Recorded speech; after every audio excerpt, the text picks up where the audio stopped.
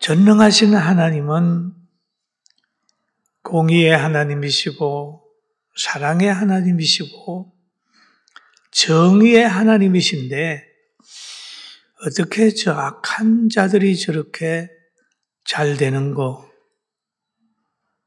이해가 안 됩니다. 그렇게 하나님 앞에 물어보는 사람도 있어요.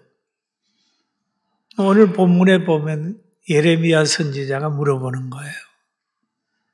하나님은 어려우신데 제가 하나님은 어려우신 거 압니다. 그런데 악인의 형통함과 대적자의 평안함이 무슨 까닭입니까? 라는 질문, 이 질문을 지금 예레미야 선지자가 하나님께 하고 있습니다.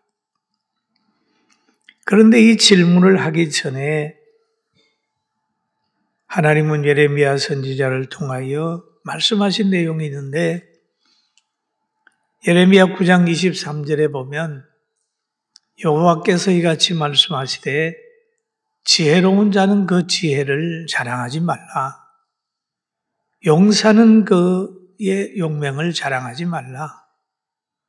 부자는 그의 부함을 자랑하지 말라. 이렇게 얘기를 하는 거예요.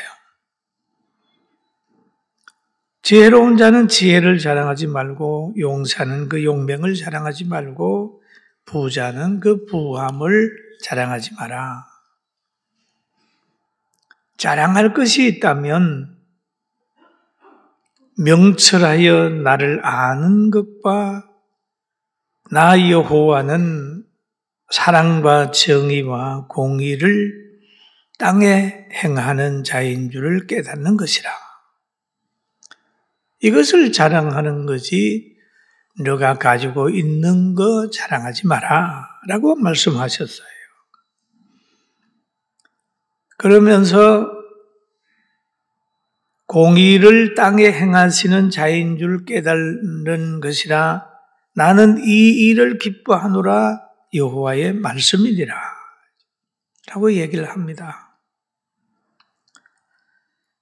명철함은 자신의 것이 아니에요. 하나님이 주시는 것이고 여호와는 사랑과 정의와 공의를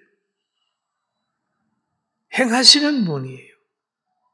그런 것을 깨닫는 것이 능력이고 자랑거리라는 거죠. 여호와께서 말씀하셨어요. 그리고 예레미야 선지자는 자기가 세움을 입을 때에 슬퍼했어요.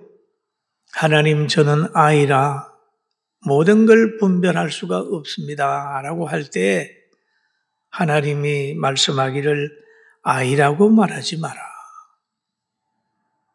내가 너에게 하는 말을 그냥 전하면 된다.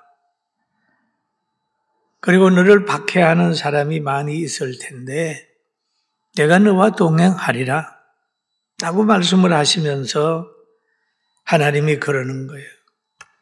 내가 너를 왕 앞에 세우리라, 제사장 앞에 세우리라, 백성 앞에 세우리라. 세우는데 그들 앞에 너의 위치는 견고한 성읍 같으리라. 그들 앞에 너는 새기둥 같으리라. 그들 앞에 너는 노성벽 같으리라 라고 얘기를 했어요.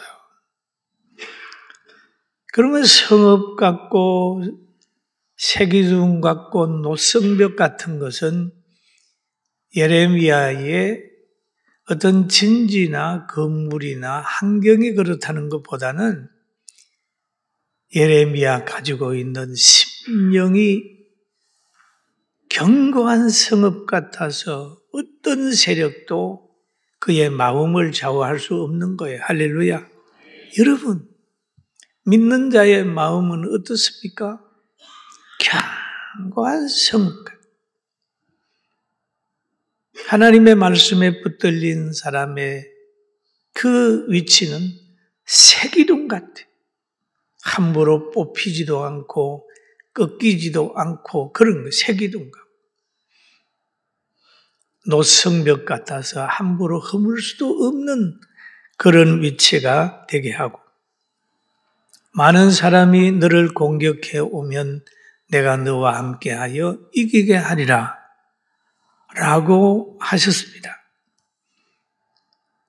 그래서 그 말씀을 예레미야는 붙들고 하나님이 기뻐하는 그 예언을 계속해서 했습니다. 그랬더니 거기에 있는 왕이 싫어하고 제사장이 싫어하고 백성들이 싫어했어요. 그래도 하나님의 보호 받으면서 계속해서 예언을 한 겁니다. 그리고 예언을 하는 중에 12장에 와가지고는 하나님 앞에 질문을 하는 내용이 하나 있습니다. 여호와여, 내가 주와 변론할 때에는 주께서 의로우십니다. 항상 주님을 대하게 되면 주님은 항상 의로우셨습니다. 주님은 공의로우셨습니다. 주님은 정의로우셨습니다. 그러나 한 가지 궁금한 게 있습니다. 그 말이죠. 내가 주께 질문하오니 악한 자의 길이 형통하며 반역한 자가 다 평안하면 무슨 까닭입니까? 그런 거예요. 의문이 가잖아요. 이 질문은 사실 여러분 우리가 하는 질문 아니에요. 저렇게 악한 사람이 저렇게 형통하게 대대로 잘 사는 거 보면 이해가 안 갑니다. 여러분 그렇게 기도할 때도 있고 의심할 때도 있을 수 있죠. 지금 예레미야도 그 질문을 하고 있습니다. 궁금합니다. 그런데 2절에 보니까 이렇게 얘기를 하죠. 주께서 그들을 심으심으로 그랬거든요. 악인 역시 주께서 악인도 심으셨다. 그게 나무같이 표현하는 거예요. 그들이 뿌리가 박히고 장성하여 열매를 맺었거늘 그들의 입은 주께 가까우나 그들의 마음은 머나이다. 악인 역시도 주께서 나무처럼 심으셨습니다. 라는 표현을 하고 있어요. 악인은 수목으로 비유하고 악인의 형통함도 하나님의 섭리 가운데 된다는 걸 얘기를 하고 있습니다. 믿음이 없으면 악인을 보면서 하나님의 공의에 대해서 때로는 의심할 때가 있어요. 그러나 악인들의 분깃은 세상뿐이라는 거예요. 세상뿐이. 사랑하는 성도 여러분, 바로 구원받은 성도들이라 할지라도 이 땅에서 가난하고 병들고 힘들게 살 수 있어요. 그러나 부하게 살면서 잘 먹고 잘 입고 믿음 없이 사는 사람보다 영원한 천국을 바라보고 사는 사람이 훨씬 더 행복하다는 것을 알고 신앙생활을 하면서 불신자의 형통함을 보고 마음 상함이 없기를 주의 이름으로 축원합니다. 아멘. 그런 거예요. 다 금방 지납니다. 건강도 풀의 꽃 같아요. 그의 영광은 풀의 꽃과 같은 거예요. 금방 지나가요. 악인의 잘 되는 걸 보고 부러워할 것이 없어요. 그러나 말씀 속에 사는 사람들은 늘 약속을 믿는 거예요. 심는 자에게는 거두는 영광을 주는 거예요. 충성하는 자에게는 멸류관의 영광을 주는 거예요. 고난과 헌신으로 의를 위하여 박해를 받으면서 가난한 자, 병든 자 돌아보고 사는 사람은 하나님이 갚아준다는 걸 알고 신앙생활을 하면서 좌절하지 않기를 주의 이름으로 축원합니다. 그러면서 오늘 이런 말을 하죠. 악인들의 그 입은 죽기에 가까우나. 때로는 여기는 믿는 사람들 중에도 그래요. 신앙생활 잘못하는데 뭐 잘 되는 것 같은 것도 있죠. 그럼 부러워하지 마라. 여기에 그들의 입은 죽기에 가까우나. 때로는 입은 죽기에 가까운 사람이 있어요. 그 입을 보면 복음을 말하고 그 입을 보면 찬송하고 그의 입을 보면 그래도 괜찮아요. 입은 죽기에 가까운데 그러나 그의 감정과 정서와 지식과 삶은 하나님 말씀하고 멀다 그 말이에요. 말은 천사같이 하는데 그 내면의 세계에는 그렇지 않은 사람들이 있단 말이에요. 우리나라도 보면은 어떤 목회자라는 사람이 이상한 사건 만들어서 요즘에 많이 구설수에 오르는 걸 봤어요. 그의 입은 복음을 말하고 그의 신부는 성직자라고 하는 가운을 입었지만은 그의 내면의 세계는 무신론자를 편들고 전범 편에 서가지고 자유 대한민국을 부정하는 그런 아주 악한 게 들어있단 말이에요. 여러분, 우리는 입이 거룩하면 생각도 거룩하고 삶도 거룩하게 되는 복을 받고 삽시다. 할렐루야. 그럽니다.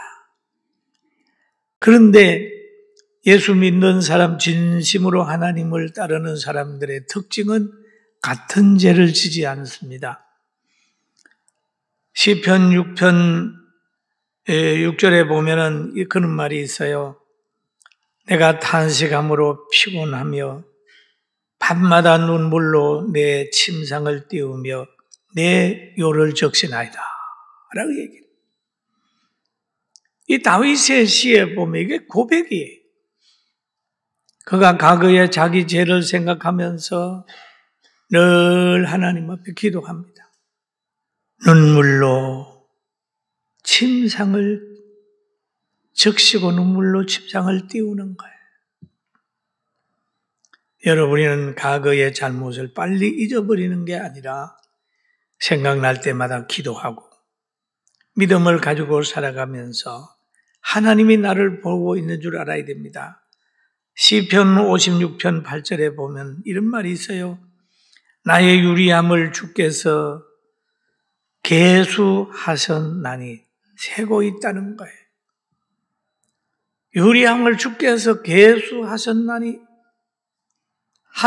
하셔사오니 나의 눈물을 주의 병에 담으소서.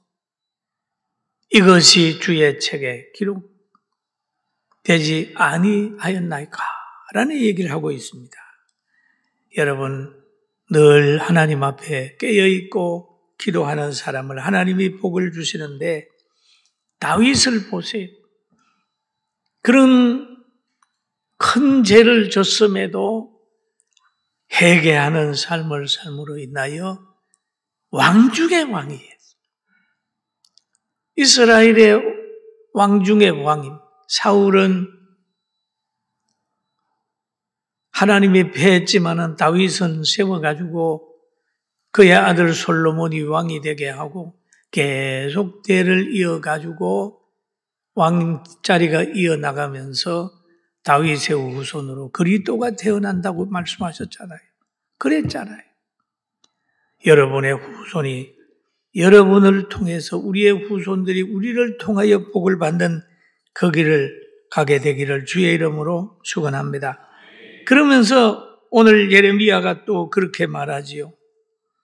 여호와여 주께서 나를 아시고 나를 보시며 내 마음이 주를 향하여 어떠함을 감찰하시오니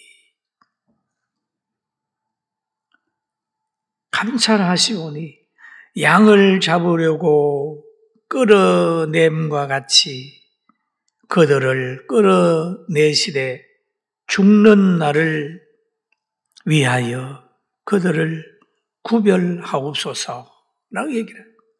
지금 이 백성이 타락을 해가지고 하나님의 경고가 임하게 됐어요. 그 블레셋이라는 나라의 몽둥이를 가지고 지금 치려고 하는 상황입니다. 그러면서 예레미야는 기도하기를 나를 아시고 나를 보시며 한번 따라해요. 나를 아시고 나를 보시며. 여러분, 하나님이 예레미야를 아심같이 저도 아시고 여러분도 아시고 여러분을 보시고 계신다는 거예요. 내 마음이 주를 향하여 어떠함을 감찰하시오니 라고 하는 표현을 하고 있습니다. 또 성경에 보면은 너희는 의인을 정죄하고 죽였으나 그는 너희에게 대항하지 아니하였느니라 라는 말씀이죠. 예수님 보세요. 자, 하나님 바라보세요. 하나님 바라보세요.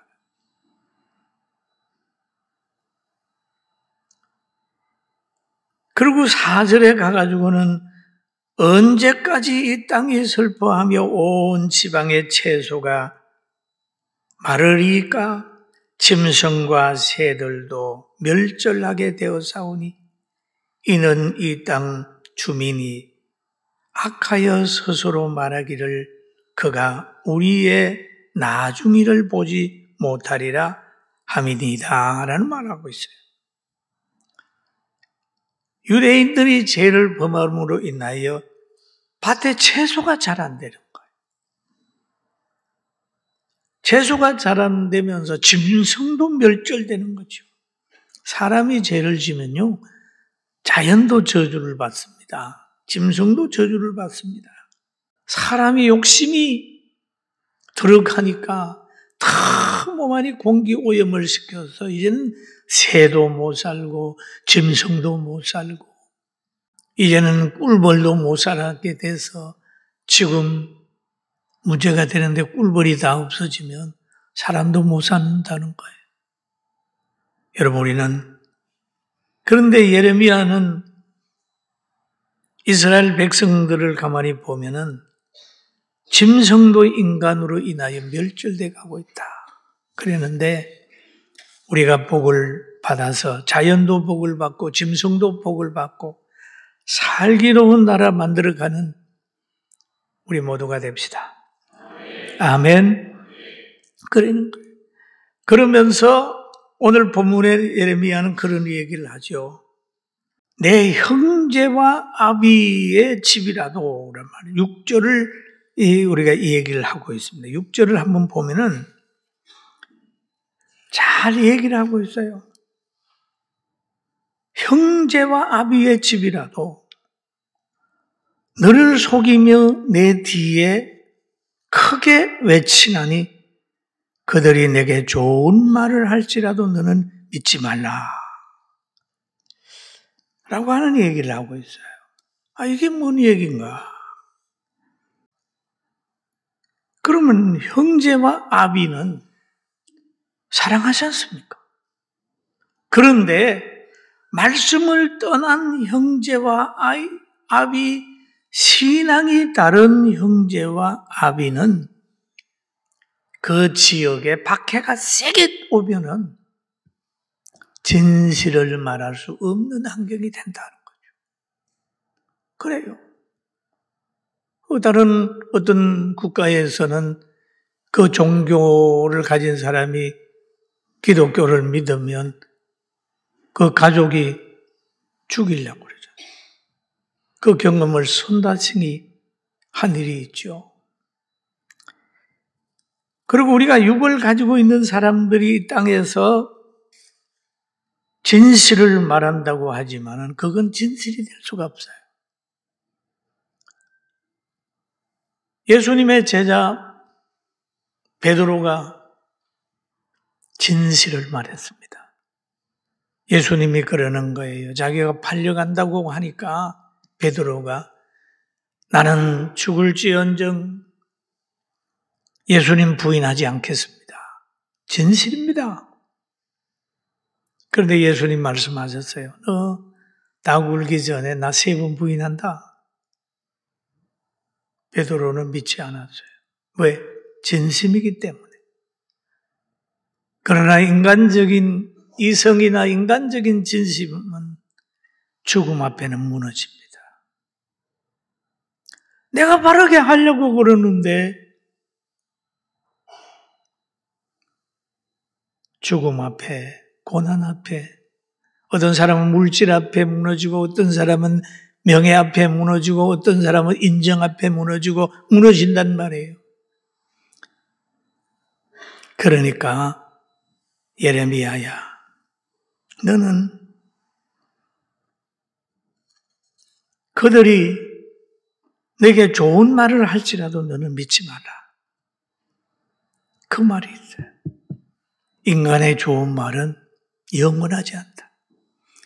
그러나 인간의 나쁜 말도 영원하지 않다. 사람의 평가에 기울임보다는 하나님을 의지하고 가정에서 남편 존중하고 아내 사랑하고 늘 새기둥처럼 굳건한 성벽처럼 녹기둥처럼 당당하게 살아가는 우리 성도들 되길 주의 이름으로 축원합니다. 여러분은 예수님 안에 복을 받았습니다. 우리는 천국을 소유하고 있는 사람입니다. 우리가 아무리 고난이 있다 할지라도 우리는 행복입니다. 부자들 크게 잘 되는 것 보고 부러워하지 말고 당당하게 신앙생활하고 행복해지기를 주의 이름으로 축원합니다. 저는 목회 45년 이렇게 하면서 부러운 게 없습니다. 대통령도 다 부럽죠. 왜요? 종말을 많이 봤습니다. 수없이 시장이 바뀌어지는 거 보고 국회의원들, 대통령이 바뀌어지는 걸 봐도 영원하지 않아요. 가장 높은 자리에 올라갔다가는 가장 낮은 자리로 내려가고 가장 좋았다고 생각하는 그 사람들이 가장 슬픈 자리로 떨어지는 모습을 보면서 나무의 꽃이 높은 나무에 핀 꽃은 그 꽃은 떨어지면 높은 데서 떨어지죠. 우리는 하나님 앞에 감사하고 사람을 사랑하고 영육 간에 행복한 성도로 오늘도 승리하길 주의 이름으로 축원합니다. 아멘. 여러분의 행복할 수 있는 에너지가 와 있습니다. 우리를 붙들고 있는 하나님이 있습니다. 우리는 고아가 아닙니다. 어린 아이 뒤에서 어머니 아버지가 보살펴 준다면 그 아이는 의식주 문제가 염려가 없듯이 왜 해결해 주기 때문입니다. 전능하신 하나님이 우리 편에 계시고 우리를 붙들고 있음을 알고 늘 감사하며 승리하게 되길 주의 이름으로 축원합니다.